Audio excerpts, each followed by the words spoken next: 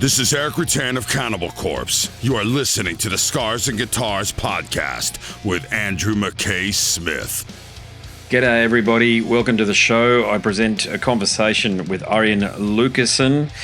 He's been in too many bands to mention them all, but I'll mention a few. Ayreon, Star One, Guilt Machine, The Gentle Storm, Stream of Passion, Vengeance, so many others. But the catalyst for this conversation is down to his collaboration with the supremely talented Simone Simmons from Epica.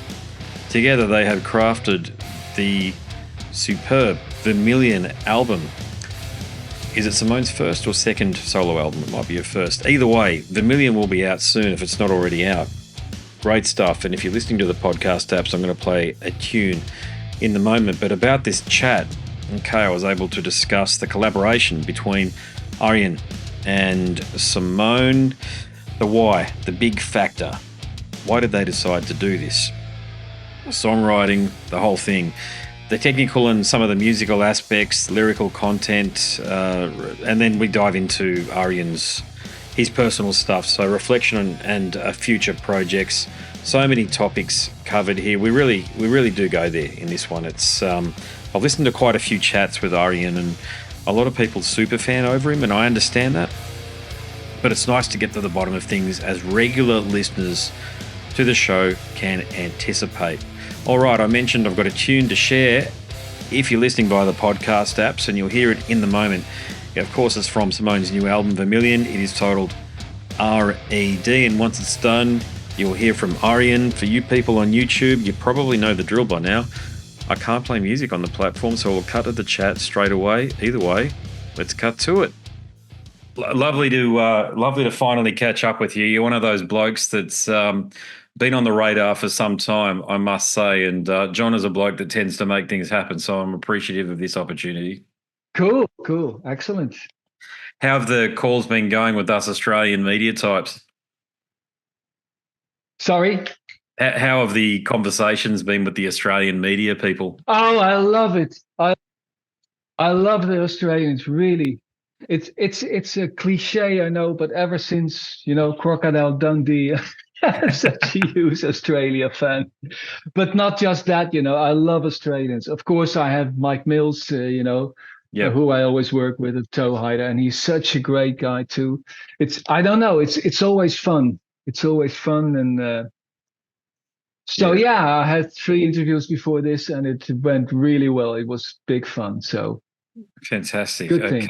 Yeah. Does it surprise you in any way? I imagine it probably doesn't. So I don't know whether I'm framing the question appropriately, but the fact that you have people in Australia that have listened to your work for years and admire what you do, does that surprise you in any way? It surprises me that anyone listens to my music. Really, it's so weird, man. When I make the first Ayreon, it's called The Final Experiment, but I really thought it would be my final experiment, because for 35 years I'm trying to please the fans, and do rock music that I think people will like, or record labels will like, or and finally I do something I like, and I think people are gonna hate it, and it's gonna be folk and metal and classical music and atmospheric music and Pink Floydy music and electronic, and I'm gonna throw it all in. Yeah. And there was an audience no one knew about. It was an invisible audience, and you saw it climb up the charts, and it's like, what's happening here? We don't get it. People like Nirvana. That's what they're listening to, not some weird progressive rock opera. So it surprises me anyone listens to my shit. It's I think maybe I was there. It's weird, but maybe I was there at the wrong time, and maybe that was my success. I was the only one doing it back then. Yeah, precisely. I was just going to make that point. If I would have done it in the 70s, if I would have done it in the 70s, when you had Jesus Christ Superstar, War of the Worlds, and Operation Mindcrime, and whatever.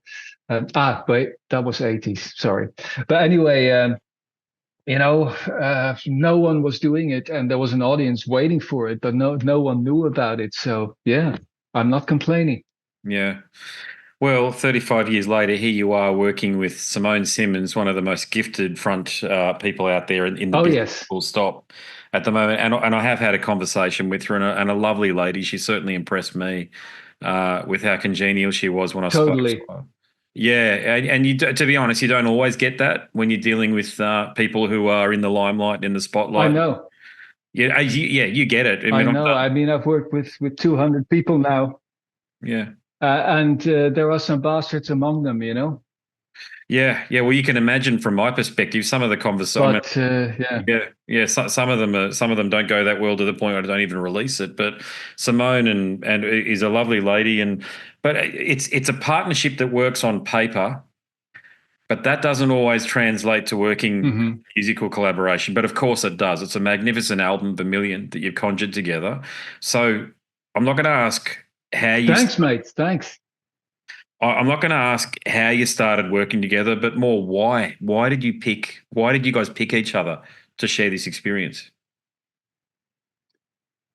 Well, first time I met Simone, I think she was between 15 and 20 years old, and she was this little girl, you know. And she came to me at a show with her boyfriend, who was Mark at the time. We really enjoy your music, you know. I was like, okay, cool. Yeah, I'm a singer too. And I thought, yeah, sure, yeah, sure. I meet them all the time. Yeah. And then, you know, she got really popular with Epica. And it was like, oh my God, you know, this girl is really good, and she has the charisma, and she has the looks, and she has the voice. Um, I totally lost the question now. I Oh, think, it's no where did I you. go? No, you're answering it, which is not how did you guys come to collaborate, but why did you choose to collaborate with Right. each Yeah, other? Yeah. yeah. Well, so yeah. I guess the first reason is that she likes my music. Again, you know, which is weird to me, why a young person would like like my music. I can understand old bastards like me enjoying it, but she likes my music, and I love her voice. Hmm. So at some point, I invited her to sing on my album 01011001. There's a nerdy title for you. The Ayreon album. I think that was about 15 years ago or something. And it was the first time we worked together, and it was so much, like you said, it was so much fun. There's a connection immediately, and she Yeah. has a sense of humor, which is very important for me, you know, which you Australians have. I mean, you Australians have a sense of humor, a very cool sense of Thanks. humor. Yeah, really. And uh, she sang great. And it just was one song of 2.5 minutes, you know, unfortunately, because I didn't know how it would go, you know. But ever since then, we worked so many times, and she's been on so many Ariel albums. And of course, she was in the two last live shows. And of course, we're talking about music and finding out that we like the same stuff. You know, we like the darker stuff, and we like the very emotional stuff. We like the heavy stuff like Rammstein, but the melodic stuff like Muse. But we also like the ballads. And so, yeah, I think it was only a matter of time that we would work together. And she approached me, I think, 5 to 6 years ago, if I would be up for it. I said, of course, you know, but then life gets in the way, and I had so many other projects. Yeah. But this time I was working on the Ayreon live shows, which gave me some extra time, you know, because wasn't a full-time job.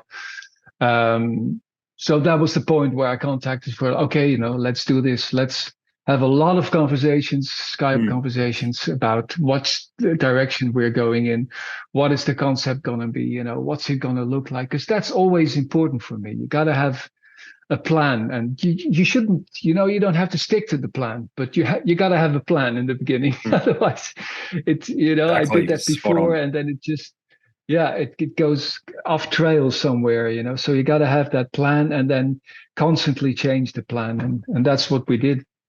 Yeah, you're one of the few metal, actually musicians. Full stop. I'm not going to say metal because I think it's true of music in general, that I'd classify from a listener's perspective as having an academic approach to writing and performing and even playing. Would you agree? Uh, that I don't know. Academic gives me the feel. Sorry if I misunderstand the word. That I know what I'm doing. I really don't. I never learn music. I can't read music. I can't read scores. I can't write music. I have no idea what chords are called. I just go in studio and I start recording, and people always say like, I would never have done that. That's weird. For me, it's like, yeah, I don't know. I never learned this stuff. I just go for it. So, yeah, I never learned anything. Just from experience, because I never learned anything. I could not have done this when I was in my 20s. I started Ayreon when I was 35. And in my 20s, I was in rock bands and we were playing straightforward rock and roll. I mean, our lyrics were, I see a beautiful blonde and a pretty brunette. I said, come on, girls, let's get wet. That was that was the stage I was in when I was in my 20s. You just wanted to play. You just wanted the whole sex, drugs, and rock and roll thing. But yeah, at some point, I realized that's not my world and that's not my thing. And I'm glad I've been through that, been there, done that. Yeah. I think that's why I now found my peace and became this boring old recluse. Just to frame the question, I was watching one of your videos and I think there's something like 20 singers on stage. There's orchestral instruments. There's the heavy rock instruments as well. And there you are in and amongst it all. And there's a level of mastery that you have to get to in order to achieve that. Otherwise, it sounds like a mess. And I'll throw Metallica under the bus here, like with their S&M project, which sounds like but you make it happen. Okay, You're one of those blokes that makes it all sound like as though it's meant to be like that. Well, I see the big picture. I think that's my strength. If I look at Rick Beato and he's telling us all about these chords and about these, I don't know, diatonic, I don't know what it means, Yeah. But I see the big picture. If that's why I said you need to have a plan, and then I need to have that big picture, and then I look for the guys who can make it happen. Because this live stuff, I could not do that on my own. I really need help there. Which in this case is Joost van der Broek, who plays the keyboards. Mm-hmm. And he knows how it works. And he writes out all the scores for the classical musicians, for the violins and the flute and the cello. Because that's not something I can do. I mean, I know how it should sound and I know what they should play, but I can't write it out and I can't. Yeah, I've always had an ear. I'm not a very talented musician. I'm not a great singer. I'm not a great guitar player. And this is not being humble, this is something I know. But what I'm really good at is I have the ears. I mean, already as a kid, I could hear productions, I could hear this production is good and this production is not good, already when I was like 12, when I started listening to music. So yeah, luckily I have that, So many people also often ask me, can you learn me how to mix, teach me how to mix? And it's no, I can't, you either hear it or you don't. Yeah. And, learning how a compressor works or learning how a limiter works is not going to make you a better mixer. It's if you look at the plugins I use in Pro Tools, it's the most simple. I use this one because it has just one button. A lot or less. Yeah, academic. I don't know. There you go. Yeah.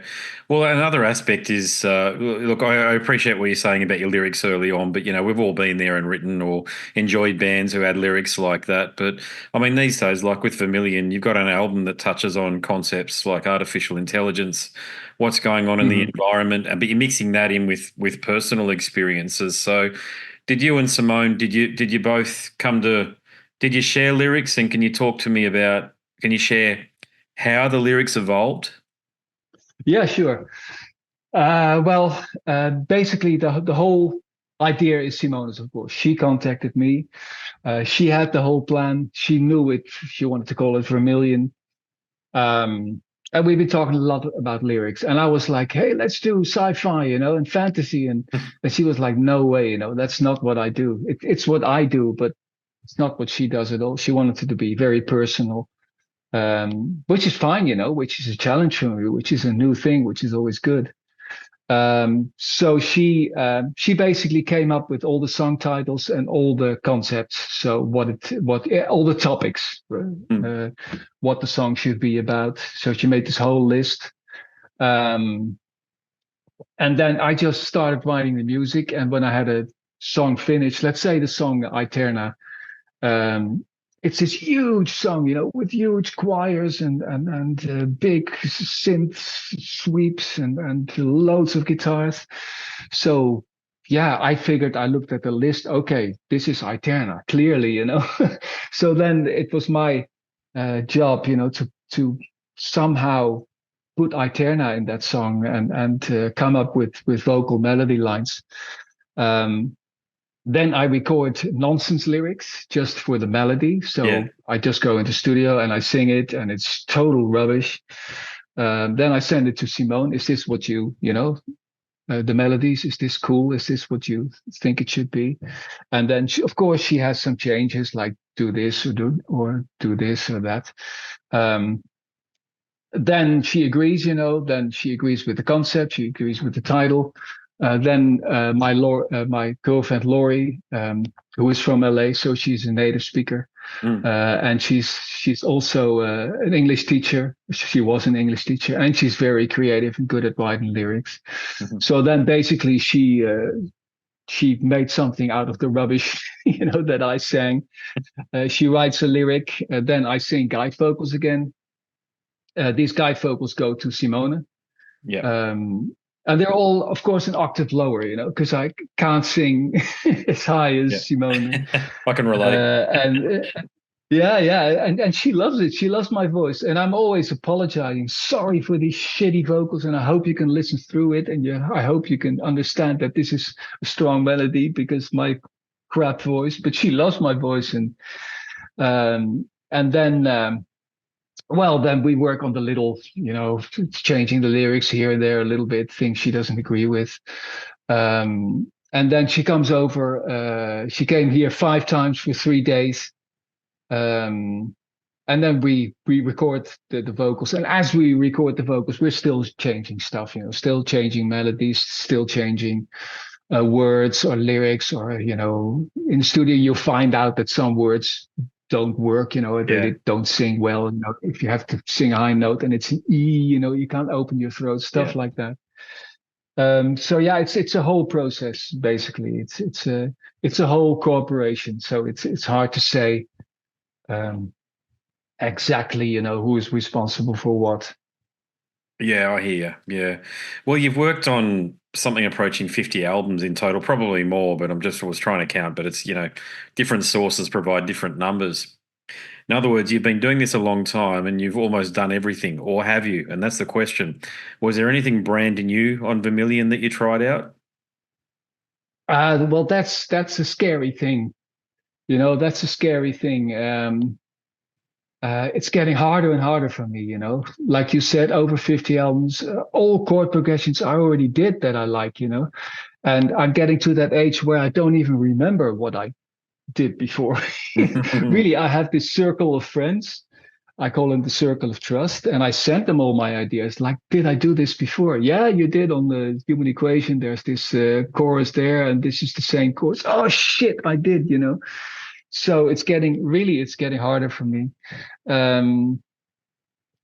So it was very good for me as a control freak who always does his own thing. I'm always my own boss and I do whatever I want. It was very good for me to write an album for someone else, who had a clear idea what she wanted. And she clearly let me know if she didn't like something, and what direction she wanted to go in and why she didn't like something. And I love challenges. I'm always looking for challenges, and it's getting harder and harder because I did so much, and so I really think this album got the best out of me. Things like Red, that's out as a single now. I really think it's something I haven't done before. It's like kind of combining Rammstein with female melodic vocals and then it's industrial sounds, and then it's very frustrating for me to go to YouTube and read the comments and oh, it sounds just like Ayreon, It's like, Yeah. oh my God, really? Oh, really? Yeah. Yeah. It's You can never read I too don't much into the know. I don't comments, know. though. No, no, that's true. But I think, I've created my sound. I agree with that. By now, I tried out all my amps, I tried out all my guitars, all my speakers, all my mics, and I know which one sounds best, So I always use the same. So it's true that over the years I've developed my sounds, but for instance, to answer your question, Hmm. I've always worked with analog synthesizers. I've got this whole studio full of old synthesizers Mm. and mini Moogs and Prophets and shit. And this album, I did a whole album with plugin called Omnisphere, which is like all digital synths. So that was new for me, like, okay, let's not use my old analogs. Let's not use the Hammond all the time, let's use some different sounds there. And that was very good for me because it made me work hard, to find cool digital synths and cool sequencers and cool sounds that Mm. I've never used before. But then again, in the end, maybe I'm the only one hearing that. People will just say, "Oh, even these synth sounds are typical Ayreon." I don't know. Yeah. Well, what about challenges or obstacles on their album? Was there anything that was really a tough nut to crack? Oh, good question. Going through the list here in front of me. Well, um, first thing she talked about when we were before we did the album was like she wanted, because she's good at that, at ballads, she wanted a lot of ballads. Mm. And I was like, oh crap, I don't know if I can do that. I mean, but I'm not, ballads for me is like a Pink Floyd song, which is not like a typical Yeah. Disney kind of ballad or something. So that was a bit scary for me. Like, oh, can I do that? Can I do ballads? But I think I did it in my own way, uh, which is it's still pretty dark, Mm. Apart from the last track, uh, "Dark Night of the Soul," that's Yeah. like really a sappy Disney ballad. But that was also a challenge, Can I do that? I Can I bet. make a sappy Disney ballad? And first I was afraid Simone would be like, oh no, this is too sappy. But she loved it and she made it totally her own lyric on that. She immediately came with the title "Dark Night of the Soul." And I could hear it and I said, okay, we're not gonna help you at all. You're gonna write that lyric on your own. Mm. And her voice elevates it, When I heard the instrumental song, this is not strong enough. But then she sings it, and it's like, okay, yeah, no, Mm. this works. Yeah. So in the end, I think there's a pretty good combination of a balance between heavy and atmospheric and industrial and progressive. And for me, the most important thing was melody. It has to have nice melodies, and it has to have a cool groove. That That, was that very that sums important. it up. There you go. Yeah, it's a very good summary right there. What about if you could compose a soundtrack, or if you were approached to compose a soundtrack, was more likely for any Mhm. classic sci-fi or fantasy novel? Which one would you choose? I'm terrible to tell. I'm terribly ashamed to tell you that I've never read a book in my life. Really? I've got to say, mate, that It's shocks me. terrible, You're such a smart fella. That surprises me. Yeah, you mean you've I literally written know, a novel? Is that what you I say? know. Really? Okay. There you I've go. never read a book. It's I don't have the patience. Also, I can't sit. That's why I'm standing now. And I only sit when I eat food, so I wouldn't know when to read. I don't have the patience to read. I want to be creative. I want to be honest, and I've been like that all my life. So Hmm. uh, it's terrible, but no. Even at school, I, of course, you had to like read 15 books in each language, to get your exam. Hmm. And I just faked it. My brother is a big reader and he's also a teacher. So he used to give me these summaries of books, and I just read the summary. I could do that, that was just one page. and just talk my way out of it. I've always been good at languages, so I that saved me. Yeah. But to answer your question, yeah, it would probably be like a dark sci-fi movie, some Stanley Kubrick or stuff like that, or like a spaghetti western. I love the Ennio Morricone stuff. Yeah. Basically, the album Transitus that I did with Ayreon, that was supposed to be a movie. So that's Okay. got all these styles. That's got like the John Carpenter. I loved John Carpenter, like Halloween. So simple and so effective, and that's what would come out, I guess. But I don't know if I'm good. If I could do it, if I could write for someone else, I could do it for Simone because we were on the same wavelength. But could I write, watch a movie and then write music for it? I don't know. But I've never been asked, so I've never. Yeah, never. I hope someone does ask you. Yeah, I was watching some clips of the movie Starman the other night. You mentioned John Carpenter, and that's one of his films, and that came to mind immediately. I know he did a very good job. Sorry, the reception is really bad. I did. Oh, sorry. I didn't hear the film name. Sorry. Starman. The film. Oh, Starman. Yeah. Oh, cool. Yeah, I reckon you do a bloody good job at that. That was with Dennis Quaid, or Oh God, I can no, see Jeff Bridges. Yes, correct. Jeff Bridges. Correct. Oh, cool. Yeah, I loved Starman. Oh yeah, Jenny Hayden. Yes. I remember the woman's name. Oh my God, I'm such a nerd. And he thought her name was Jenny Hayden, like in one. Yeah. Yeah, very funny. Yeah, I loved it. Well, if you had to choose on that theme with Starman, do you remember how they sent some songs into deep space and Saturn V, I think it was, and that was how the alien worked out Earth existed and came to Earth because he felt he was being welcomed. If you had to choose, right. If you had to choose an album or a song or something that you composed, put it that way, and it was going to be sent into deep space for some civilization to discover, what would it be? Oh man, what a difficult question. Like you said, 50 albums. Well, I made a song on my solo album. Our Imperfect Race is called. Okay. Whoa, I had that answer really fast. I'm proud of myself. Yeah, it's called Our Imperfect Race, and it's basically it's a very atmospheric song, a lot Floydy, and those lyrics are really what I think is happening, in the universe, and it basically it says like, is this all there is? Are we just one tiny blip in space that no one will ever know about? We'll just die out, and that was it. No one will ever know. There's no other civilization. What would an alien think of us? If he would come here, what would he think of our imperfect race?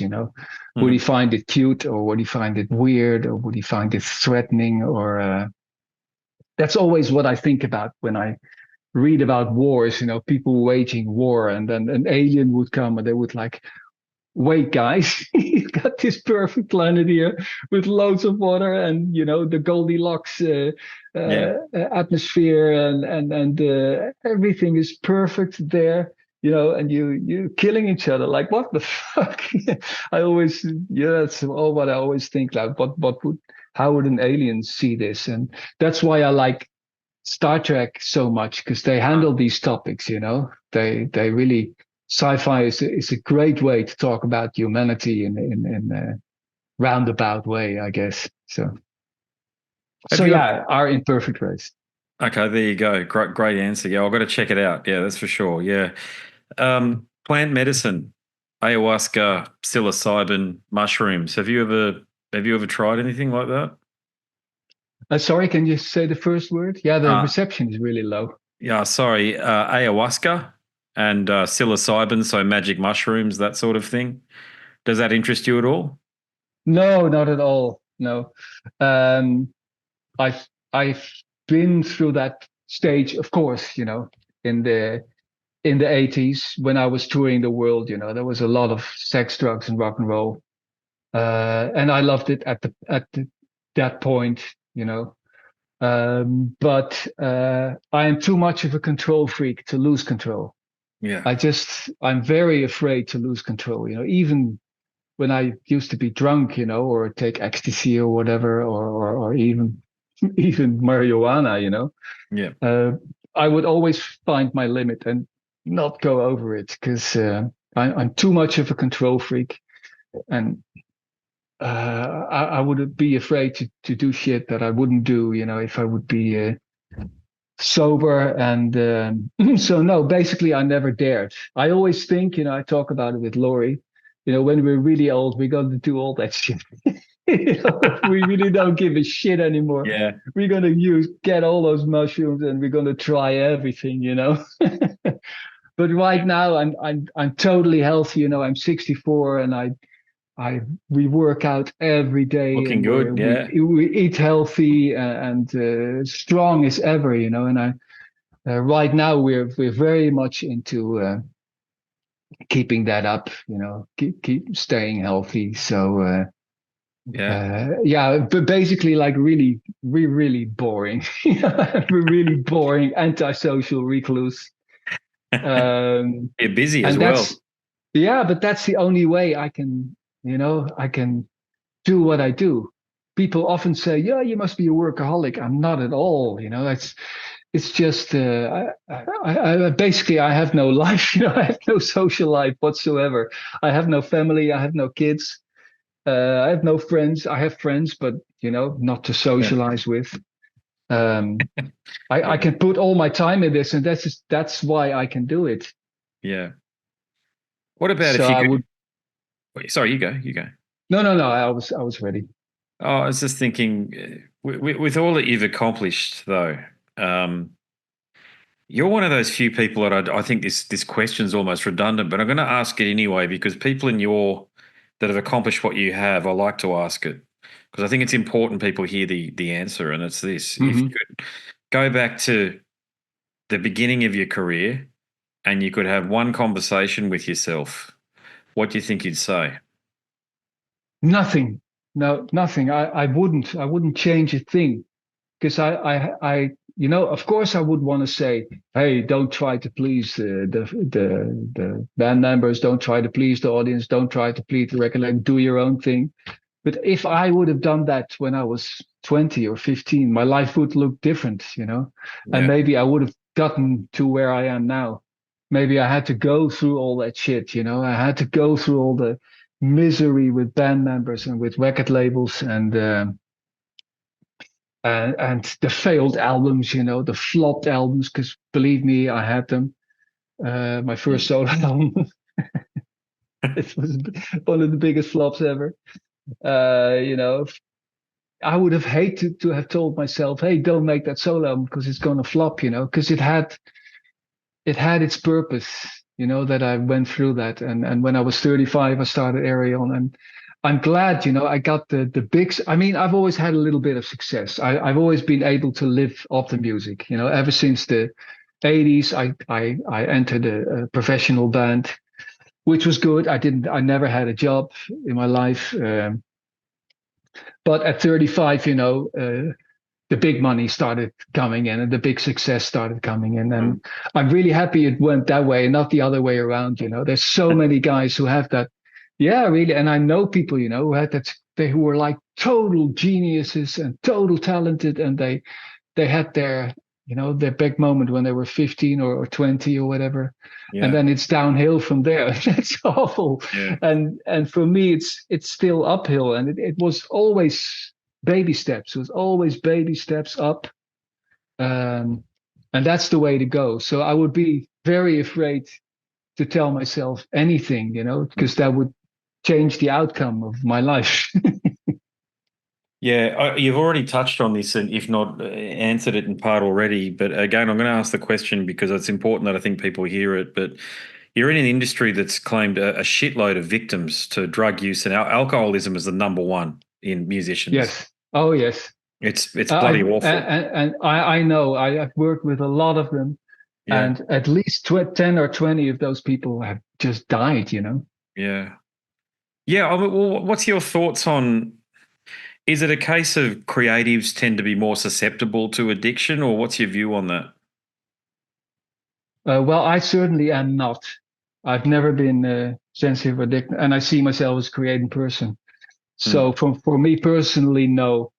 Um, yeah, it's so hard to say, the whole, what was it? They all died at 27, Yeah, the I think. 27 The Club. whole, Yeah. right, yeah. Um, would they have, what would have happened afterward? Or, were they successful because they used all those drugs? I, I don't think so. I really still remember all the stuff. I've been partying with the guys, and you come home at 4 o'clock, totally pissed. You grab that guitar. Oh, great! Oh, great! You record it and you listen to it the next day, and it's awful.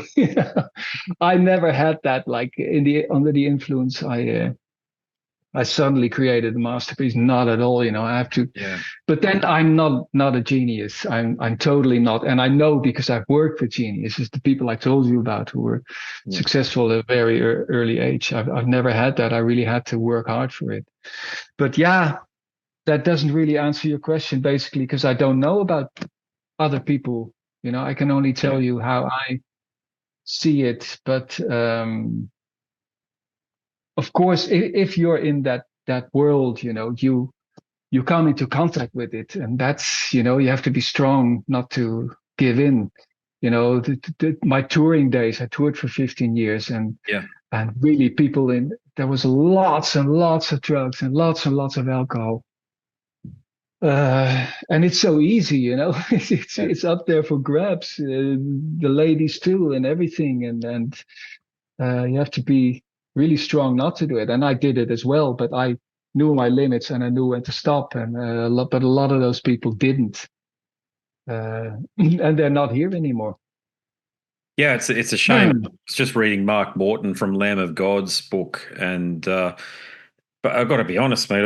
It reads like an alcoholic in a junkie's diary.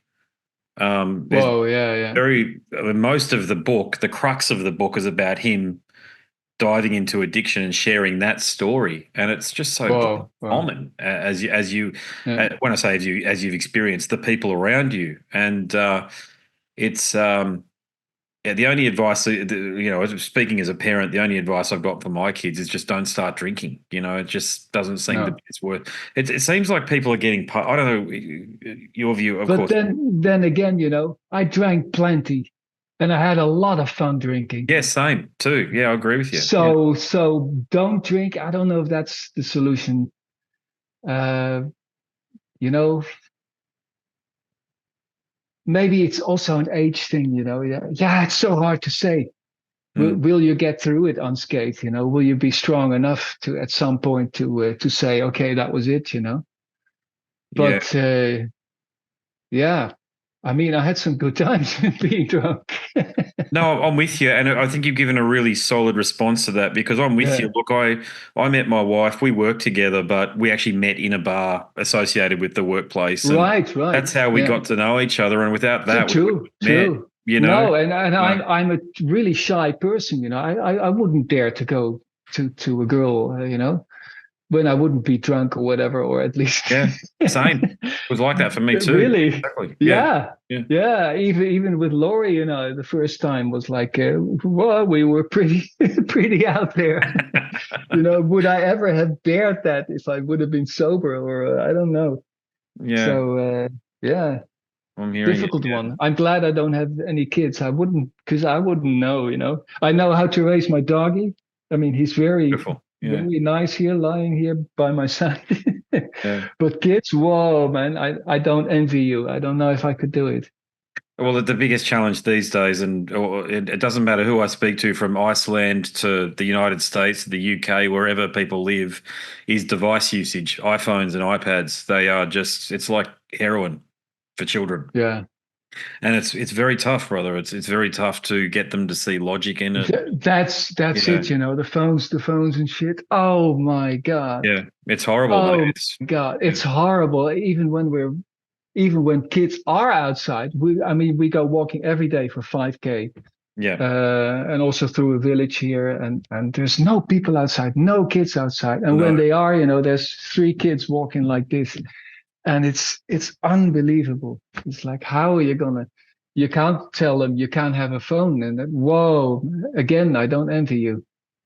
Well, can you imagine here in Australia with our climate where it never gets cold, in certainly, above Victoria, the state of Victoria, it hardly ever gets cold. I grew up playing cricket and rugby outside. It's what you did. Right, But you don't see right. it now. You see none of it now. No, you It's don't. it's No, awful. no. The fields are empty. We have sports fields here. They're always empty, and we're always talking about it. Like shit, man. Yeah. We're so glad when you see people on their kids, playing without any phones. It's happened so rarely. Yeah. But Yeah, mate. yeah, It's a tough one. Yeah. Hey, look, I'll make this my last question for you. I hope I haven't missed it, but please tell me you've got a book coming out soon, an autobiography. I've been asked many times, coincidentally last week, Hmm. of people wanting to help me with that. Because as I told you, I never read a book, so Hmm. writing a book would be quite a challenge. The thing is, if I would do that, I would also give the dirt, you know? Yeah. It Good. would be a very boring, one-sided story if everyone was nice and everything was cool. And I just don't want to do that. I just don't want to tell the truth about people Oh, because I okay. would hurt So them. And I think you should tell the truth, though. I think you've earned the right to tell the truth. yeah, but I can't, I could not live with that. If that book being out there and me talk, I'm getting all emotional about it. People reading that about themselves, and I already, I said some stupid things in the press. It's how I don't know if you know about the Bruce Dickinson incident. Hmm. No, Of I course, don't he know it. sang. Yeah. Okay, well, he Yeah. he sang on an Ayreon album. And he came to my house and we had so much fun and we were playing music at Deep Purple and Hawkwind all night. And next day we were recording and it went great. And then um, the social media was just starting to happen and the internet and shit. And I said something about Bruce. I won't get into details. It wasn't anything terrible.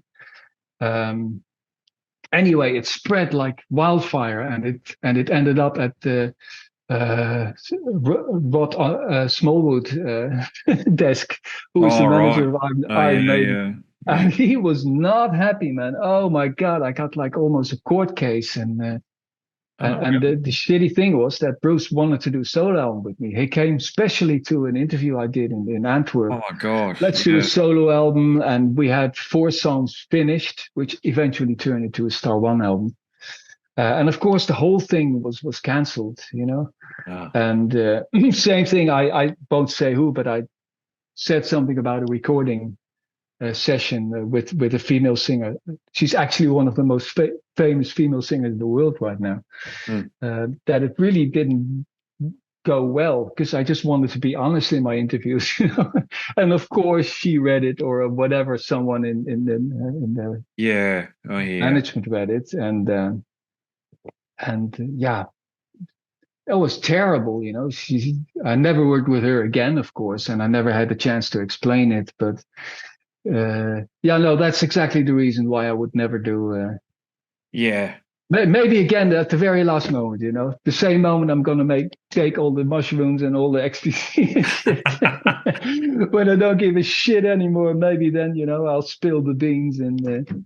Yeah, But I'm with you on that. I've got to be frank though, these sites like Blabbermouth and Metal Injection and all the bullshit, they're always going to be there. It's up to the fans to stop reading this shit and to stop being mm, invested in this stuff, but they can't help it. And I've had tons of stuff from conversations that I've had very innocently, by the way. I think you can tell that. I just try to get to the bottom of things because my day job is as a journalist, so I just approach mhm. this in a similar manner.